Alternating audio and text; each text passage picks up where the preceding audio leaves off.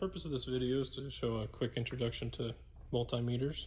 Here I have a Fluke 323.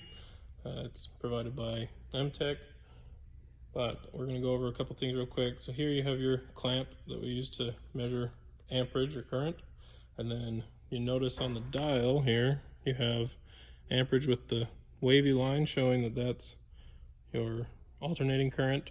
You have ohm symbol for resistance, and it's got the little Wi-Fi looking symbol is to indicate that it makes a tone or a noise, so we call it toning out in the industry. And then here you have a voltage symbol with a direct current marking, a voltage with alternating current marking, and off. Okay, so first thing I'm going to do is show you where the amp clamp comes in. We use it a little bit. There's certain applications you can come up with for yourself. Right here I have a red bulb and a green bulb connected in series off of this power cord coming off this outlet. So the first thing to say, teachers, this might be a good opportunity for you to stop the video and have your students guess at what they think two 60-watt light bulbs on a 120-volt circuit end up looking like on my amperage before I take this reading. So first thing I'm going to do is I'm going to show you with this amp clamp, everyone, or not everyone, but typically you see guys trying to get a reading from wrapping that amp clamp around the entire conductor. Let me turn on my meter first, that would help. Okay, so it's ready for a reading. If I put it on this entire cord, which has the 2 light bulb load on it, you can't see it probably, but that says 0.0, which is to be expected because you need to have this amp clamp coming across a single conductor. The problem is that when you have power coming in and going back out of this same cord, then it zeroes itself out. So this amp clamp can't detect the difference between the load going in and out because it's been zeroed out by having the conductors, or the 2 conductors next to each other. So over here I have my power cord coming in and it's split here. So I'm going to go ahead, and I'm not going to expect much of a load because they're only 2 60-watt bulbs. But now that I'm coming across just the hot conductor, I've got 0.3 amps alternating current. Oh, sorry, you guys can't see that. So over here, I'm reading it at 0.03. Now let's see what happens if I go closer to the lights where you guys can see it. Still won't be able to read it probably. So this is reading across the neutral, and that is 0.3 as well. So if you have the single conductor, you'll get an amperage reading. If you're coming across, again, I'll show you this cord coming in. If I come across here, I also get 0. So a lot of times you'll see, especially in residential work, if you go to the panel and you want to do a amperage, or a quick gauge of what amperage is being used, maybe you can turn on everything in the house and see what the load is, just out of curiosity, or if somebody's asking for an upgrade. You go in, you throw your amp clamp across the SCR going into the panel, and it tells you nothing. And then you say, oh, well, I don't know what I'm doing, so I'm going to go ahead and try to save face and come up with something. And really, it's just that you need to get a single conductor. So if you were to open up the panel, put your amp clamp across a leg, one of the phases, you'd be able to tell what that phase is carrying. Then you can check the next phase, and it works that way. One thing to say about amperage readings, you don't want to have your leads plugged in while you're taking an amperage reading because of the configuration inside of the multimeter. You actually complete the circuit with the multimeter. So if you have your leads plugged in, which you would for every other reading, and it were to come across some sort of way to complete the circuit, your multimeter ends up being where it's completing the circuit. The circuitry inside can blow up, and these are expensive. You don't want to end up with that. There have been instances where measuring like 480 volts, it's possible for your multimeter to actually, when it shorts out, have the potential for arc flash or to seriously injure somebody, if not kill them. So make sure to be careful, and when you're taking amperage readings, don't have your leads connected. Like I said though, for voltage and resistance, you want your leads connected. So next, the lesson here would be for voltage. I'm going to go ahead and unplug this so that I can safely take readings without having to worry about any incidents. So this is becoming a mess of wires. Don't let it get too confusing. So I have a red and a black lead. It doesn't matter which one's which, but I'm going to go ahead and I'm going to take this outlet, and let's see if we can bring that close enough to the camera for you. Maybe I can hold both at once. So obviously this outlet is 120 volts nominal, and it's in alternating current, right? So if I'm going to turn my multimeter to this setting, right, for alternating current voltage, and I'm going to take a lead and insert it in my neutral, and a lead, insert it in my hot, and notice that it's not giving me much of a reading. It's saying 1.3 volts. So the reason for that is probably not a good connection inside of here. There's not a lot of tension. So if I move those around and get a good, oh, I did it for a second. There we go. So now it says 121.45. You'll find it's an auto ranging multimeter, so you'll find that it'll kind of pick up and drop, and you just have to look at what it is. Basically, you can press this hold button and get it to stay at where it is, but that's for specific applications, again, that you may come across. Typically, you just look at what it's ranging at and you say, okay, with the exception of that, obviously. If we get our good connection again, if it's saying 121.5, 0.4, 0.5, 0.4, I'm going to just say that's about 121.4. So now the thing to consider with that, neutral and ground go to the same place in the panel, right, when it goes back to the meter. So ground is obviously best to go across because it's not going to carry any voltage ever, except for during fault situations, right? So ground is the best to go from for hot, but neutral also works if there's no load on it. So the reason for that is that let me actually demonstrate that. So you see that from ground to hot, I get my 121.4 volts. Now, if I go from hot to hot on this outlet, it should show me 0, which it's kind of bouncing around. Can't decide what it's going to do, but it's 0. But you know that this has 120 volts because I just showed you that it has 120 volts. So this is where you have to be careful for your own safety and not misunderstand the capabilities of your meter. So what these two leads are doing in this voltage setting is telling the difference between the two. So that's why if I have one in the hot and one on my ground or one on my neutral, then it'll tell me, okay, the difference between the hot and either of these two is 120 nominal. It's because there's a difference of 120 volts of potential here and none here. So now it's going to say, yep, there's 120 volts there. If I'm reading the difference between 120 volts and 120 volts, it's going to tell me there's 0 volts, right? I hope that makes sense. I'd hate for anybody to get hurt misunderstanding the situation and thinking that something's dead when they're just reading the same leg across in 2 different places.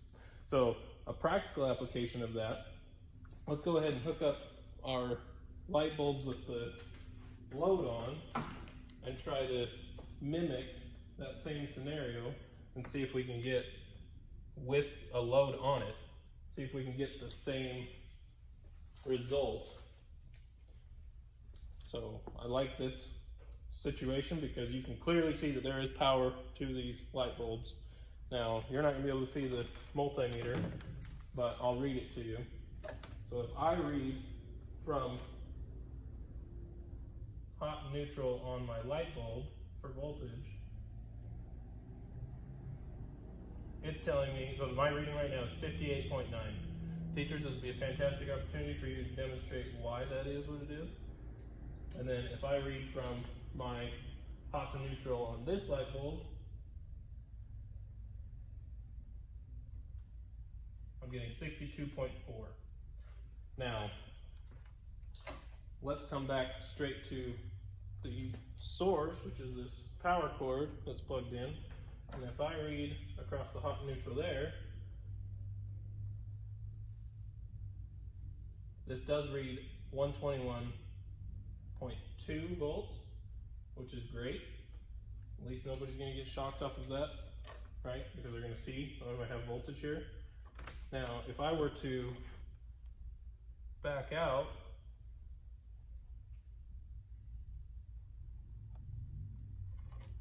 this cord, which obviously you never want to do, and try to get a reading across it, it is also reading 121 nominal.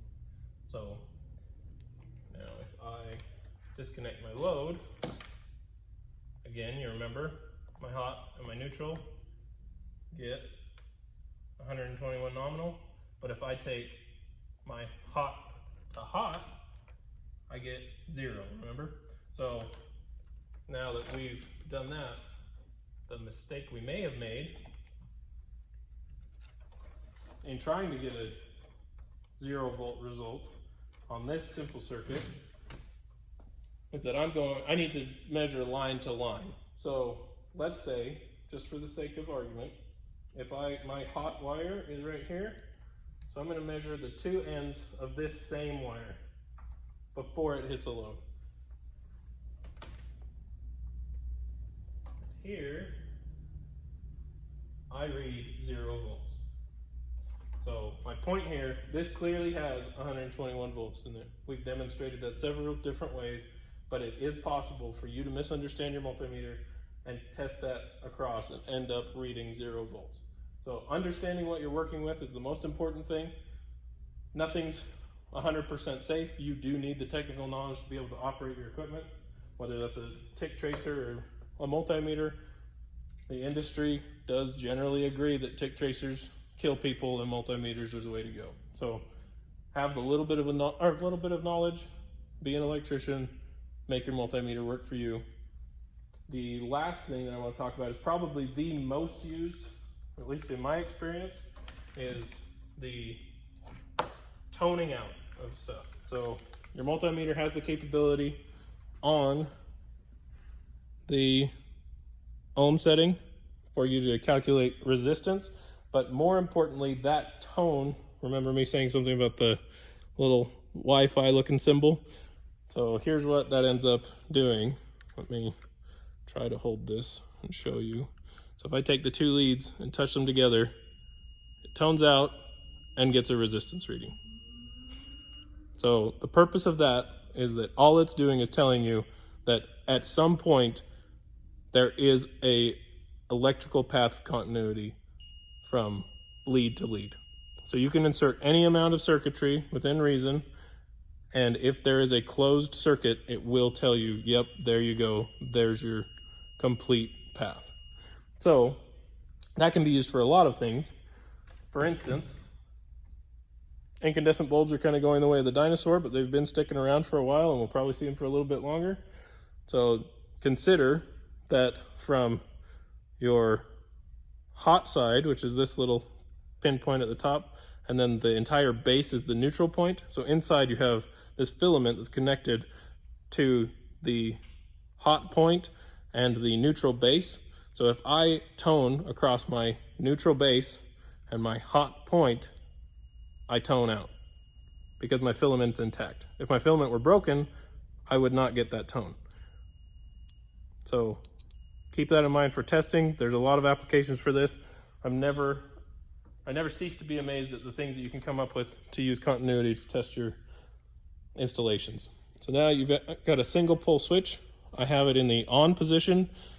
Obviously, these 2 points should make contact in the on position on a single pole switch, right? So if I go across the two, it tones out. If I turn that switch off, it stops toning. It's an effective way to test whether your switch is bad or not when you're troubleshooting. And then, more importantly, here's a three-way switch. Now, you're going to put one lead on your common because that should always be the common point on the switch, right? And then put the other on the one screw. If you flip it, this one screw should be always getting continuity to the common in one of the two configurations. So in that configuration, these two screws have continuity. Now, if I turn it off, that means that I should have continuity between the common and the other screw on the other side. So I'll leave this lead here on the common screw, and now I will test this screw on the other side, and that tones out. Now when I flip that off, it should switch back to the other side, right? Which it does. So this is a fully functional three-way switch. That is what you expect to see.